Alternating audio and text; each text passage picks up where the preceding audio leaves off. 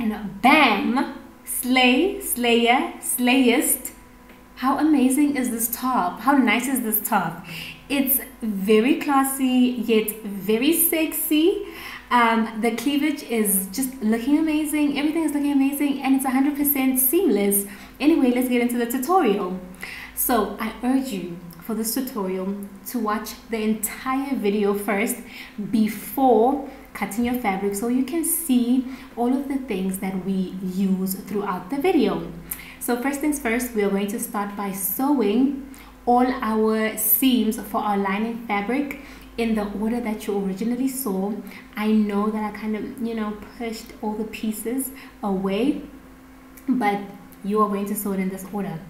An important thing to note, because we don't want any surprises, her patterns do not have a seam allowance automatically added. So you are going to have to add your own seam allowance. I suggest and recommend that you use a 0.5 seam allowance, so that's half an inch seam allowance. If you are from this side of the world like me, that would be 1.2 centimeters. Yes, but that is half an inch. So we are just sewing all our side seams, or combining all our side seams. We are not going to jump to the serger yet. We first want to get that straight stitch using our sewing machine. That way, because we are doing this easy for beginners, we don't want you to go straight to the serger, because you are not going to be able to gauge your seam allowance properly with a serger, because it can get quite intense. All the shaking, all the movement, we don't want that. So what we're going to do is just start off with your basic straight stitch. Another thing that you can do is, when you are working with the curves, like I'm working with the curve right here, is please make sure that you capture the curve as much as you can, right? Because that's what's going to make your bust sit comfortably.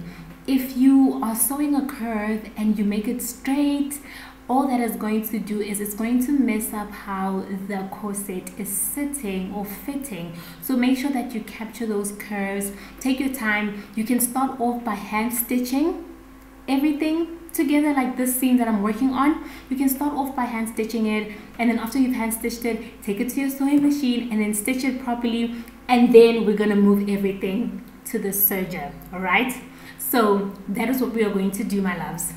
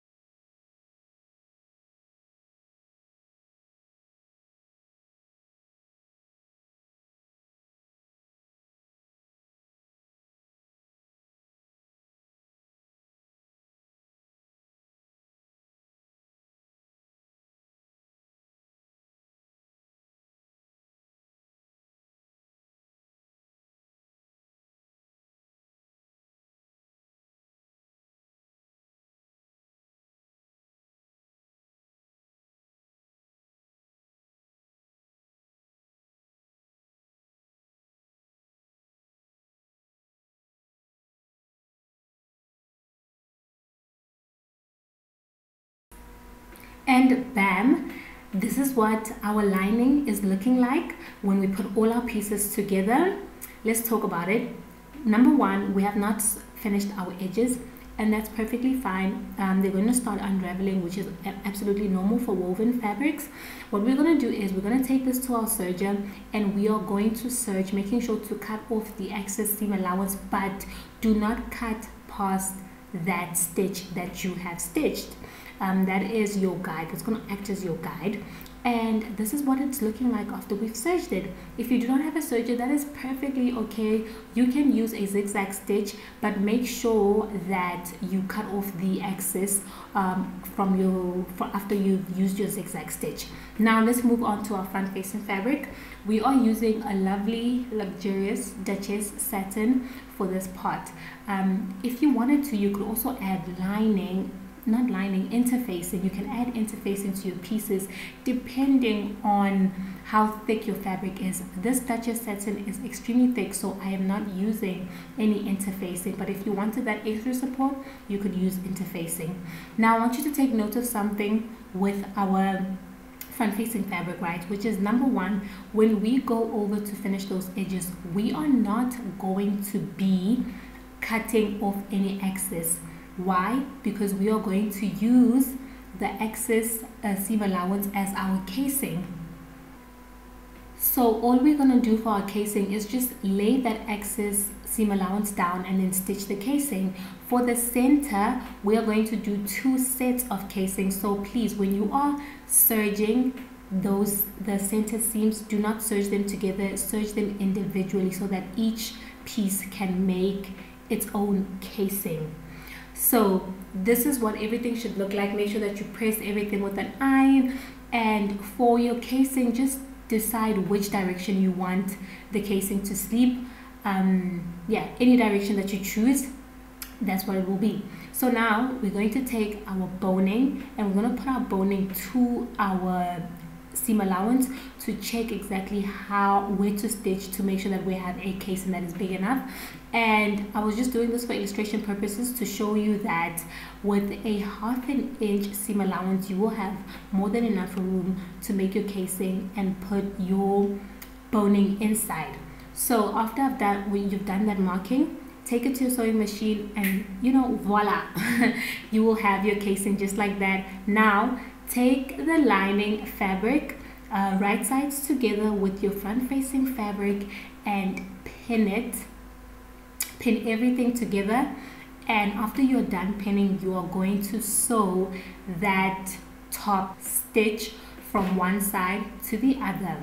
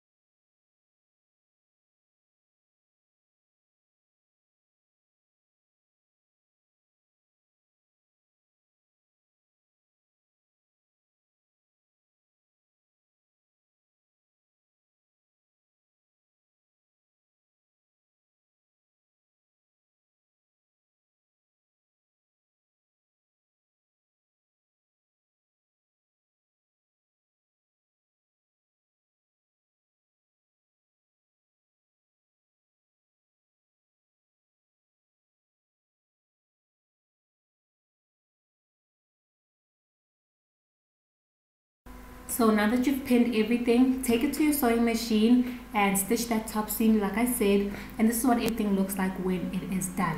So what you're going to do now is you're going to take your little scissors and you are going to now start cutting little lines, but do not cut past your stitch. You are doing this to just ease the tension so that when you turn the piece inside out, everything is going to rest and relax properly. If you do not do this part, you're going to see that it's going to be like awkward. It's not going to be resting 100% how you need it to. So as you can see, this is how you want everything to be when it's open up.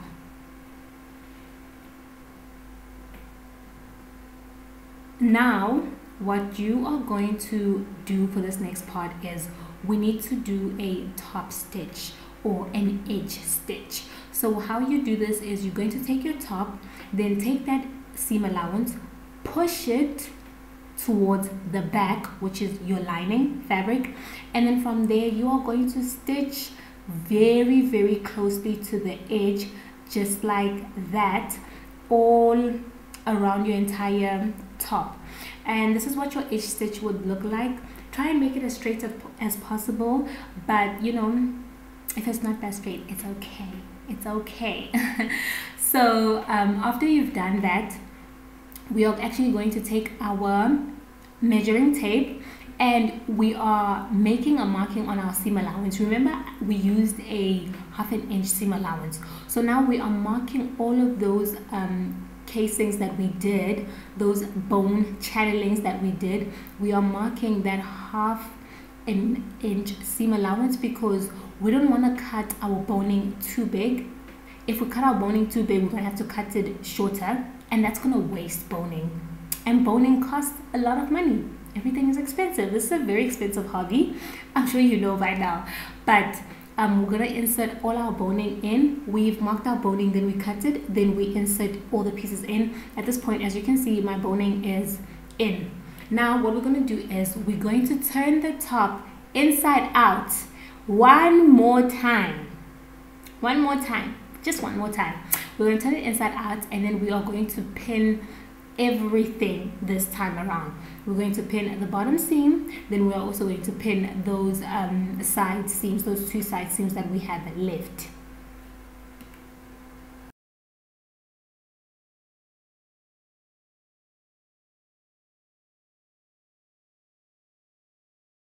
So let's finish pinning everything up. Now remember, we said that this top is going to be 100% seamless, meaning that we're not even going to put binding. We're just going to, you know, cheat a little. How we're going to do that is you're going to obviously pin everything. After you pin everything, you're going to stitch the side seams. After stitching the side seams, you're going to move on to stitching the bottom seam, and then you're going to leave 5 inches open right over there, right? Remember, we're using plastic boning, so it's going to be easy to turn it out using the plastic boning. So this is the top when everything has been stitched together. So I'm just cutting off all the excess threads, the unnecessary threads on all my little corners or whatever. Then what I'm going to do is make sure that everything is off, guys. And then after you've made sure that everything is off, like the excess threads are off, you are going to begin the process of turning this top inside out. Make sure that you go slowly, make sure you go gently. It may look like I'm doing it aggressive here because the clip has been fast forwarded, but trust me, I am taking my sweet time to make sure that I'm turning this top inside out properly.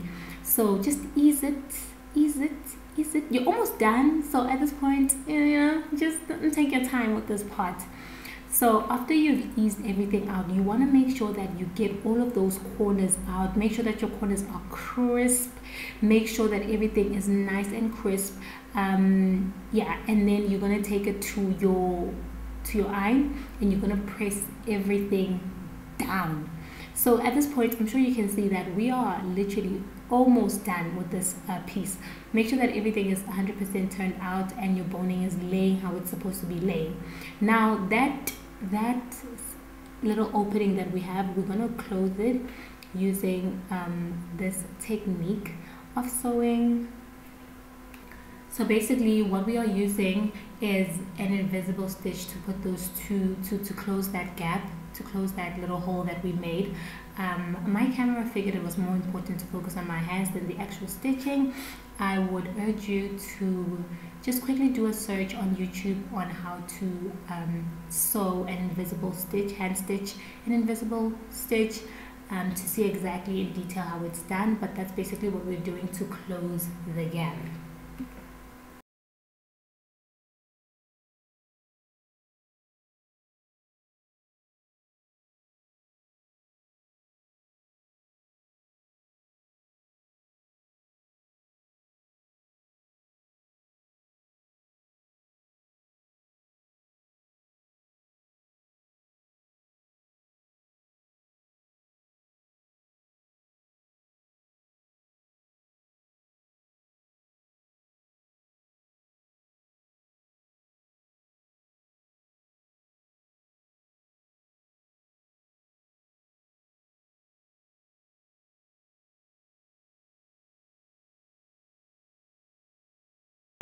Turn your top to the back and make the markings that you are going to be adding your eyelids to.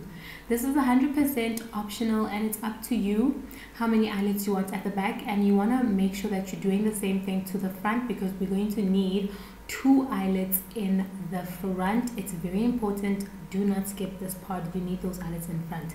So I just wanted to quickly show you how you add your eyelids. I've added the eyelids to the back, and I'm going to be using this eyelid as an example of how you add it. So the smooth part of your eyelid is the part that should be on your front facing fabric. So the part that is rough is going to be the back, which means that it should be sitting with your lining fabric basically.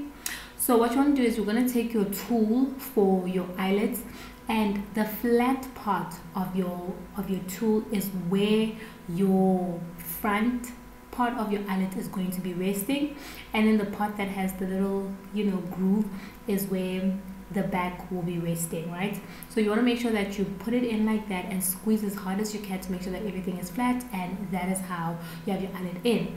Now you're going to choose whatever chain that you want to add for your top. So this is the chain that I'm choosing. So basically attach your chain. How you attach your chain, there's not really much of a tutorial on how to attach a chain basically, but you just figuring it out. Put the chain in, fasten it, do the same thing to the other side, and that will be the end of the tutorial. Make sure that you obviously sew a long strap for the back of your corset to make sure that you can lace it up. Make your strap extra long. And that is it for me. That is the end of the video. Make sure that obviously you like, comment, and subscribe. And also I hope that you found this tutorial helpful, and I will see you guys in the next video.